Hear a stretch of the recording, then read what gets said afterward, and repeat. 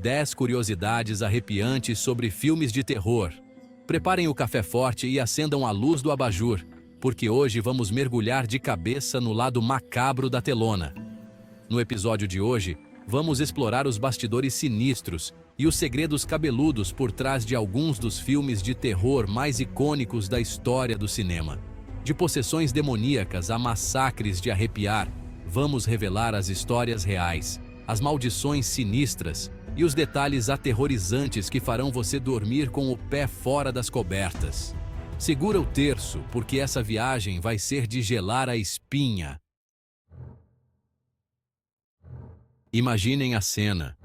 Uma sala de cinema escura, o cheirinho de pipoca no ar, todo mundo tenso esperando o filme começar. De repente, gritos ensurdecedores e o som de gente passando mal ecoam no escurinho. Não estamos falando de uma cena do filme, mas sim da reação da galera na plateia. O Exorcista, com suas cenas perturbadoras e trilha sonora de dar calafrios, levou o público ao limite, causando desmaios, vômitos e crises de histeria. Dizem que as ambulâncias ficavam de plantão na porta dos cinemas. A fronteira entre a realidade e a ficção simplesmente sumiu, deixando todo mundo de cabelo em pé.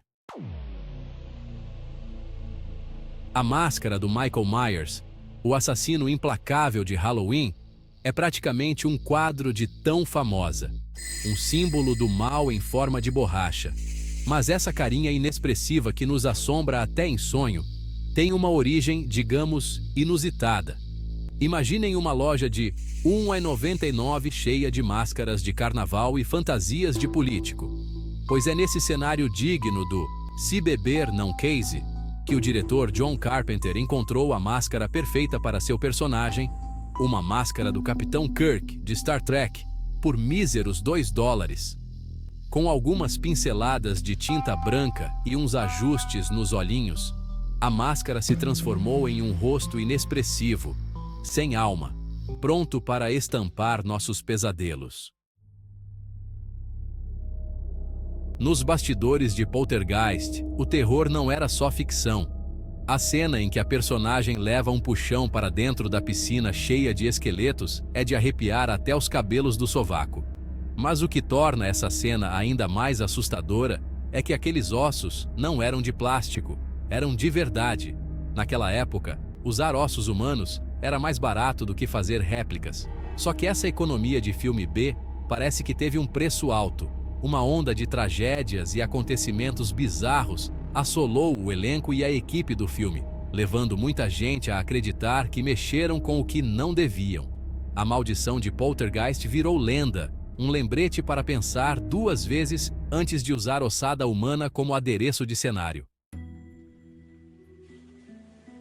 O Massacre da Serra Elétrica, com seu assassino brutal e atmosfera pesada que faria o Chuck Norris suar frio, não é para os fracos.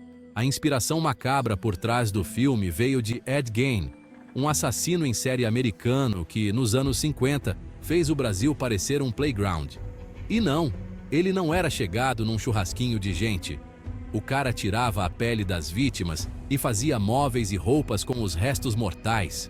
O filme pegou essa história e transformou num pesadelo cinematográfico que chocou o mundo. E pensar que a inspiração veio de um caso real. Roman Polanski queria que o bebê de Rosemary fosse o mais realista possível, mas parece que a realidade resolveu invadir o set de filmagem da pior maneira. Durante as gravações, eventos bizarros e perturbadores começaram a acontecer.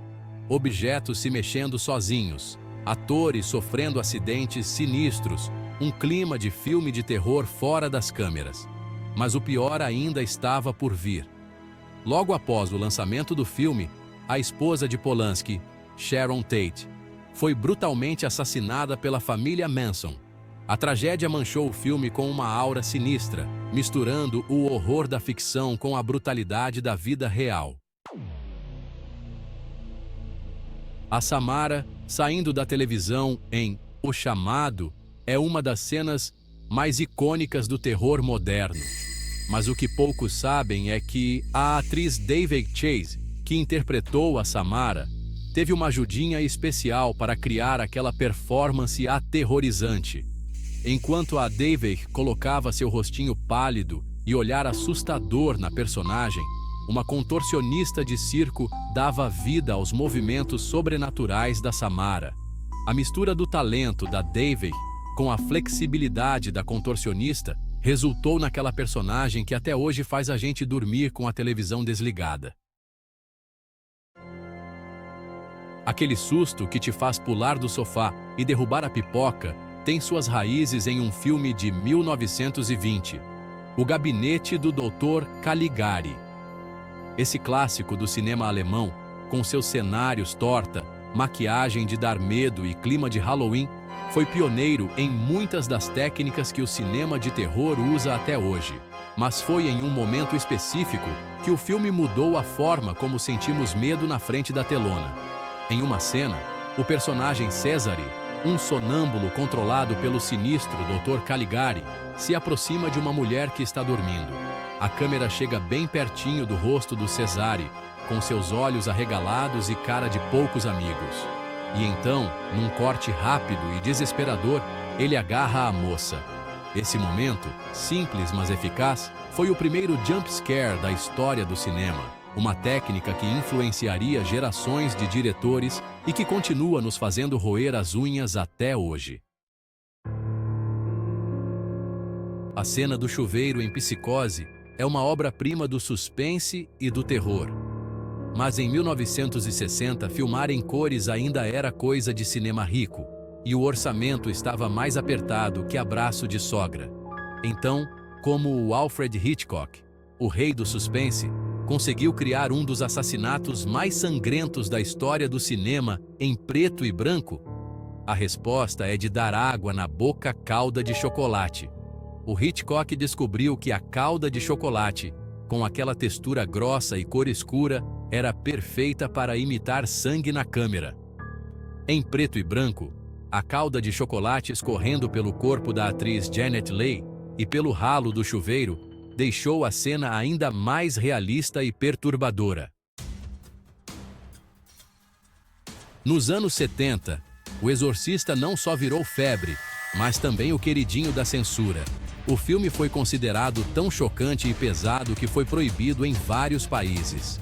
Mas essa censura teve um efeito contrário. Proibir o filme só o deixou mais famoso, tipo aquela farra que seus pais não te deixam ir. As pessoas faziam fila na porta dos cinemas para assistir ao filme proibido para menores de 60 anos.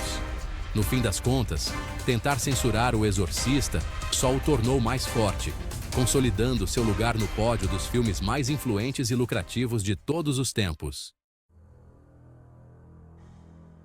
A Bruxa de Blair deu uma chacoalhada no gênero de terror com seu estilo de filmagem câmera na mão, que fazia o filme parecer um vídeo caseiro do Faustão.